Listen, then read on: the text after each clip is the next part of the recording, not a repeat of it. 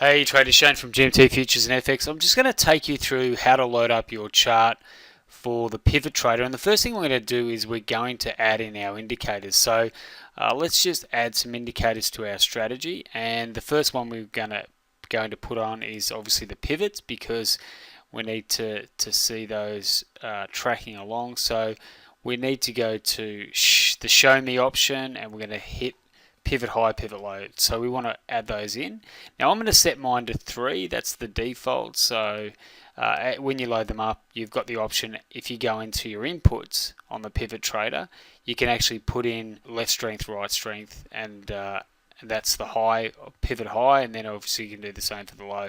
So ideally what you want to do when you start using your strategy, you want to make sure that your pivots line up with your strategy. Because remember, this is an indicator and it doesn't drive your strategy.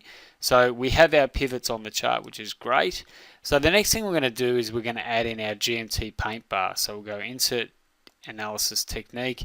We're going to go to Paintbar, and we're going to put in the GMT Paintbar. The reason why I'm doing that is because there's a component of the Pivot Trader where we can select only taking trades with when we have a trend set up. So I just thought I'd put that in to make it easier for us later on. Now, the next thing we're going to do is we're going to put our moving average envelopes. The reason why we're going to add those in is because they're part of our stop strategy.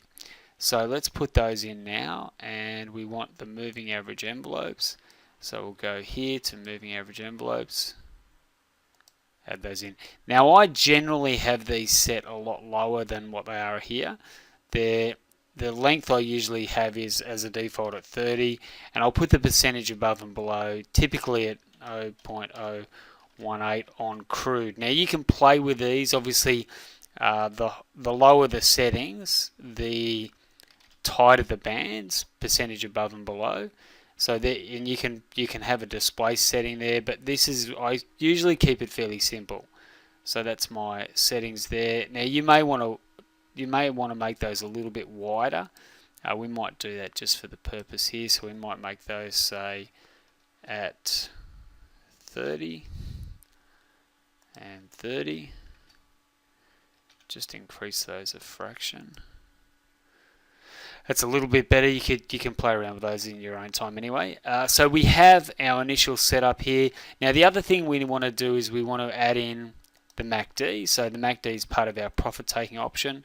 So if we go into Insert Analysis Technique again, we want to go in. Now I'm going to save this as one of my as a workspace, so we'll have all the indicators set up for you, but it's just important to know what indicators you want to be adding to the strategy. So we'll add in our MACD Bollinger Band. We'll do that now, and you want to set that to what you want your settings to be. The default will be 26, 12, 26, 15, 10. I typically run 24, 52. This is my kind of preference for this higher time frame tick chart, 505. So 52, get that right. I'll go 30 and 20. And again, just another tip there, we just want to make sure that those settings match our strategy settings. So we'll get to that in a minute. So now I've got my Pivot Trader, my pivots on, my MACD on. Now there's a couple of other indicators that we can put on here, so we'll do that.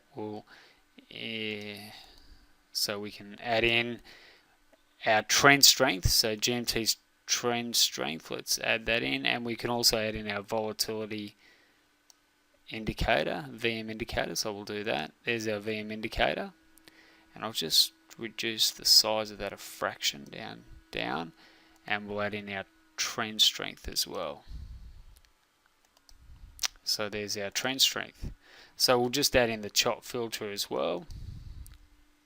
So just adding in that chop indicator as well, and we have everything on. Okay, so we're good to go. Alright traders, that concludes our walkthrough of how to load your charts up with the indicators for the Pivot Trader.